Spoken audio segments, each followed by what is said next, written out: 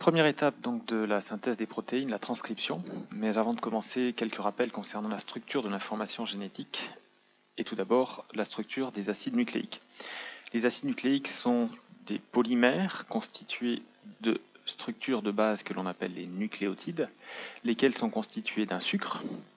Il s'agit, vous le savez, soit du ribose dans l'ARN, soit du désoxyribose dans l'ADN, qui ne diffère que par un groupement OH sur le carbone 2'.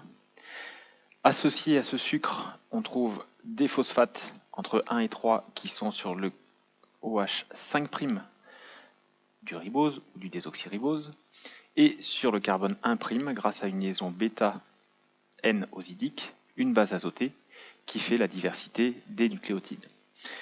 Seul point important à se rappeler dans le cadre du cours de biologie cellulaire, la notion d'extrémité 5', qui correspond à l'extrémité du nucléotide qui porte le phosphate, et l'extrémité 3', qui correspond au OH 3' du nucléotide.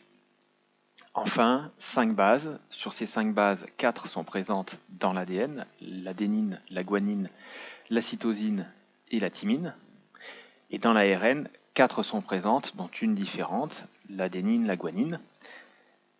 La cytosine et la thymine est remplacée par l'uracile.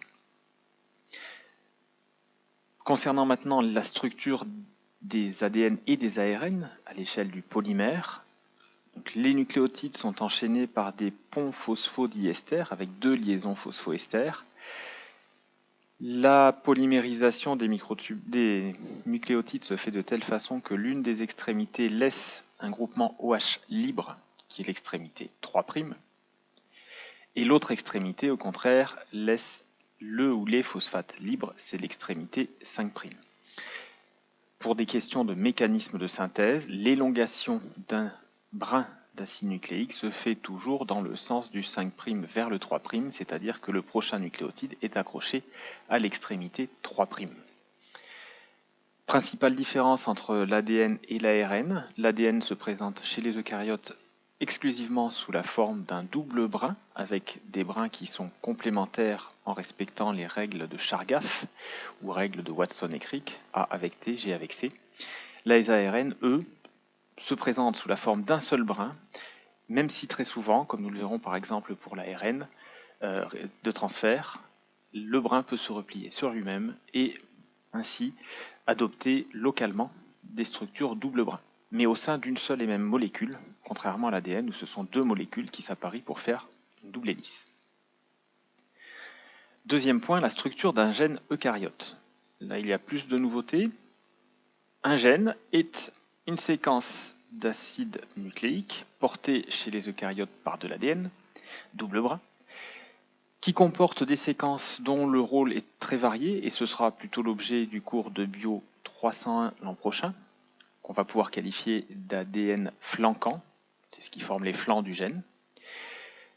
Ensuite, une partie qui assure le contrôle de la transcription, qui inclut 2 zones, une région de régulation et un promoteur, le promoteur étant le lieu de fixation de l'ARN polymérase 2, RNAP2. Ensuite, et c'est une spécificité des eucaryotes, la zone qui est transcrite, qui commence juste en aval du promoteur, comprend à la fois des séquences codantes, celles qui sont ici représentées en rouge, que l'on appelle des exons, et des séquences non codantes, celles qui sont représentées en rose et que l'on appelle des introns. Les prokaryotes ne présentent pas cette alternance entre séquences codantes et non codantes et ne contiennent que des séquences codantes. On peut noter que si le promoteur contrôle le début de la transcription, eh bien on peut identifier de la même façon une zone en aval du gène qui porte un site de terminaison de la transcription, au niveau duquel l'ARN polymérase, qui synthétise l'ARN prémessager, s'arrête et se dégage de la matrice d'ADN.